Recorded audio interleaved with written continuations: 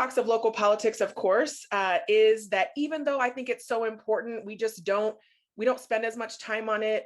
Very few, I mean, unless you're in New York City or Los Angeles, even the amount of money we spend on campaigning is just not, there's not a one-to-one translation there.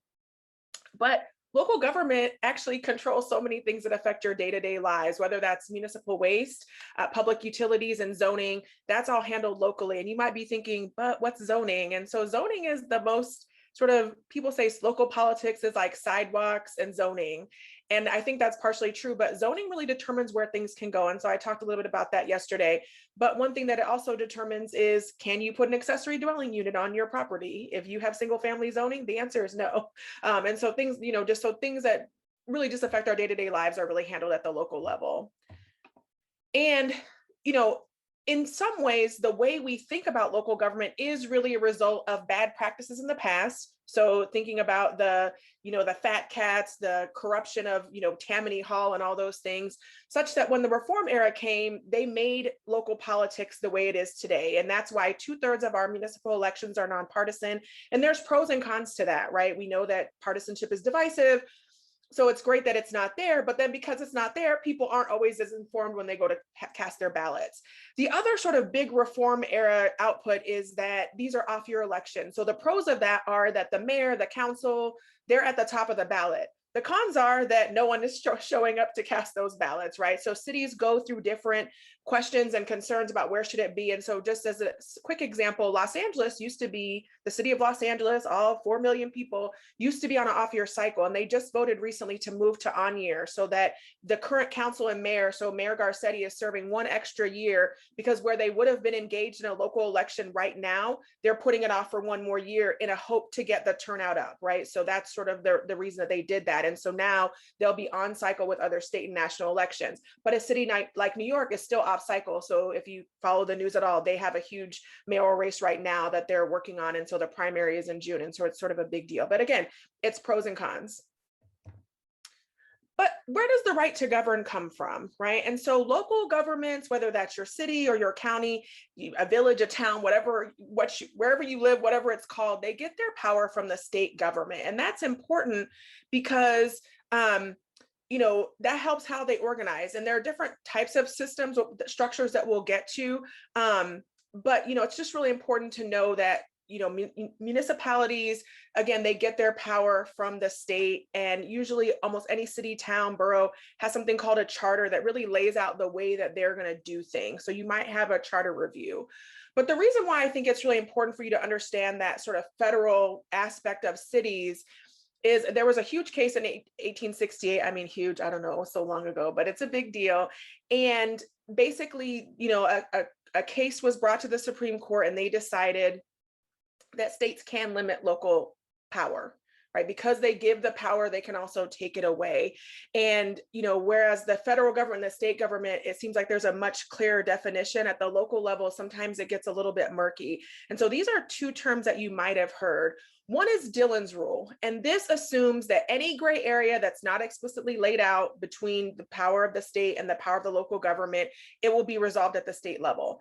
And whereas home rule is where city governments, local governments have the right to sort of govern themselves. And the reason why I bring it up is because even through the course of when we're talking about all, the big parts like the social determinants of health, you might have a city that says, hey, we're pretty progressive and we want to offer our city residents a $15 minimum wage. And so the city passes it, it goes through its thing. And then days later, you'll hear them say, oh, the state preempted that and we're not allowed to do that. And so there are just these ways that even when cities want something really great for their residents, or even if it's not great, but they just want it, there are places where the state will step in and they have the power to take those things away. And so last count, about 40 states really operate under Dillon's rule. So most states, and there are a few states that don't, and they're just more flexible and they're allowed more freedom. And so that's just something to keep in mind as you think about any advocacy or change that you want in your local community, that your local elected officials may indeed agree with you that that's a great idea, and they still might not be able to act. So there's just some constraints.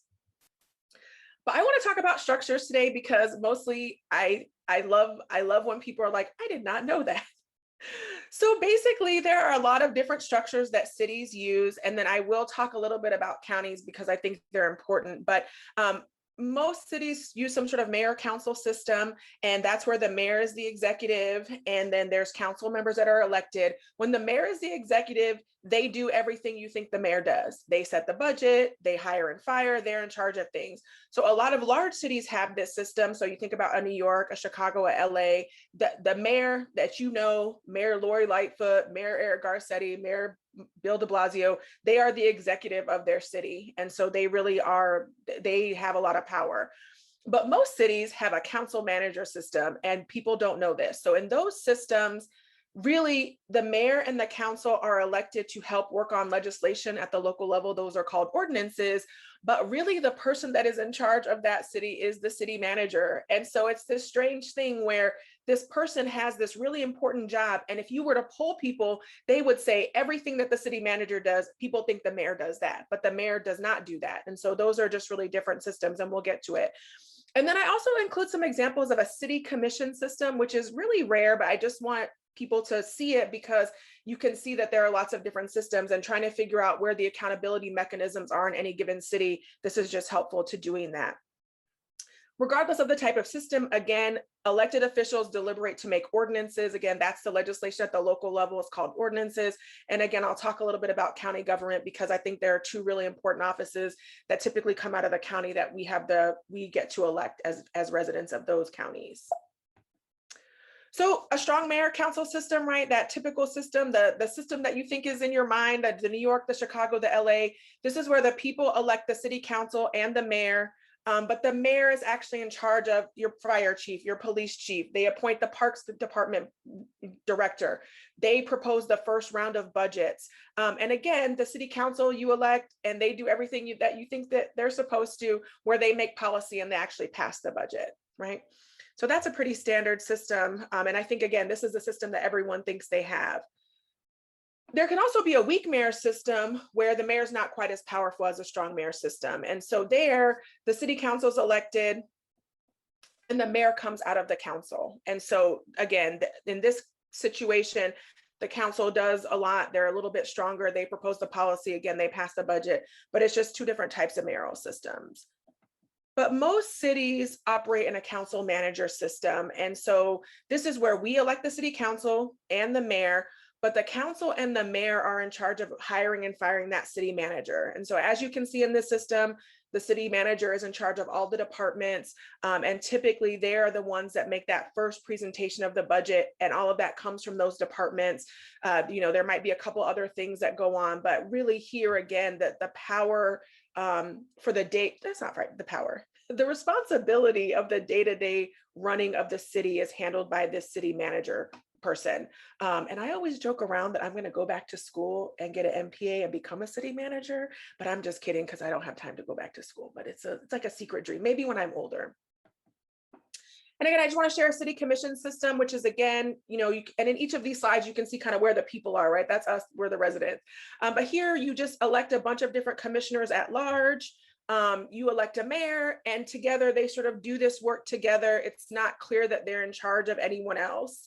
And then there's another type of commissioner system where you actually elect the heads of those departments. So you pick the commissioner of Parks and Recreation, you pick the commissioner of health, you pick the commissioner of public safety. And so again, it's just a more direct mechanism for accountability when we're thinking about voting and turning out. But I also want to spend a little bit of time today on county government. And the reason why is that it's become really popular in our current structure, right? I think even there's a new documentary about district attorneys that just came out this week about Philadelphia. And so I want to just make sure that we talk about it. So, they're larger than cities and towns. Sometimes counties are almost exactly the same size as the city. Sometimes cities, there's multiple cities in a county. So it really just depends on where you're at.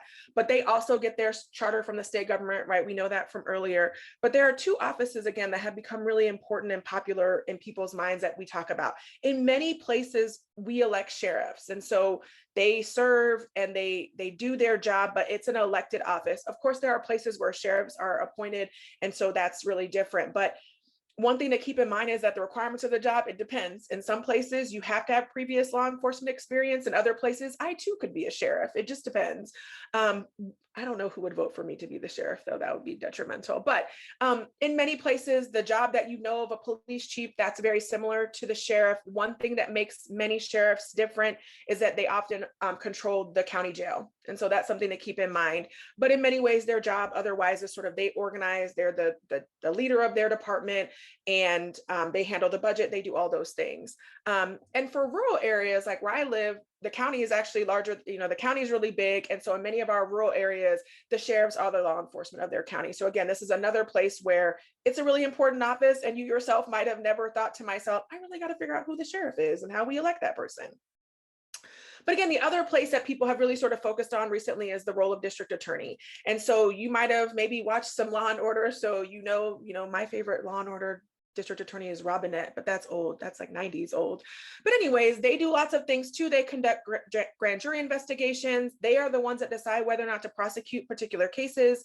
They investigate evidence. They work with people who are accused of crimes to do plea bargains. They conduct trials, and they also can litigate appeals, right? But again, in many places, not every place, these are both elected offices that are considered local. They're not quite, they're not at the state or national level, although in some places these offices are partisan. So that's something else to keep in mind.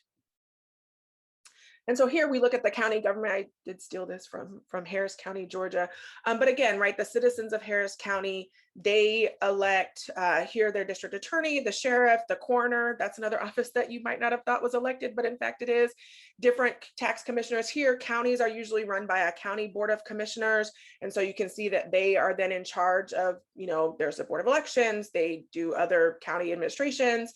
But all of these are elected offices, and again, directly from the people. And then in a county system, those things are then managed: public works, public water. There might be a health department here. And so those things are all under that wing. And so I want to just take a quick step back to talk about voter turnout. So we talked about that I think cities are really important, but local voter turnout is not that good. So we know in 2020 that voter turnout was really high, and that was so great. But unfortunately, local elections are just not that popular. And so this is a hard chart. I know y'all will get the slides. And it's not every city, but what it does is that a city like Portland, Oregon is pretty high with their local turnout at almost 60%, but most cities look like Dallas and 6%, right? And so you can see that I just mentioned a change in Los Angeles. At the time this data was collected, I think this is a 2013 election, which I think they spent a lot of money on, but only 20% of the residents of Los Angeles showed up. And so it's really just local politics. Local turnout is really low. And so why do we care? There is a lot of equal access at the local level. And so you can just go to the meetings, and you can just show up to school board, county commission, city council, all of those things. And so when I talk to people, one is, I hope that you will all Google your own city and see if you have local elections this year. Again, use this link. A lot of larger cities do have local elections this year.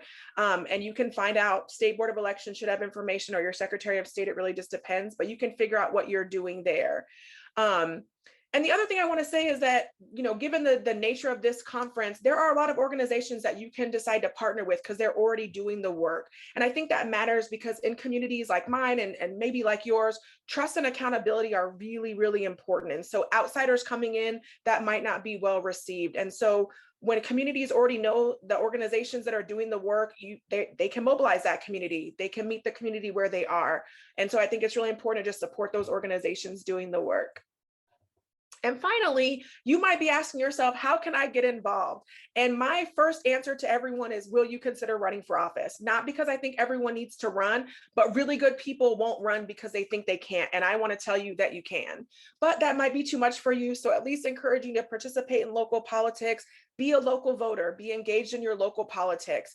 Support local candidates. I know we give money to other people and other things, but local candidates, that $25 donation, that is going pretty far in the local context.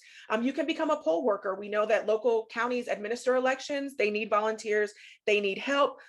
My last thing, even though I'm not currently serving on a board or commission, you can join boards and commissions. These are unelected boards, the zoning board, the library board, the Parks and Rec board, and that's a really good and easy way to make an impact in your community. But again, attending your city council meetings is my favorite thing to do. Sometimes they're fun, sometimes they're boring. And finally, contacting your city council members, but that could be extended to county commissioners, school board members, sheriffs, DAs.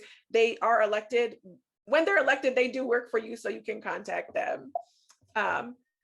And so finally, I think as we move to our activities, we're going to try to look up some of these people, who elects us at the state, who represents us at the state and the local level. So I think I'll leave these. I think we'll use these later.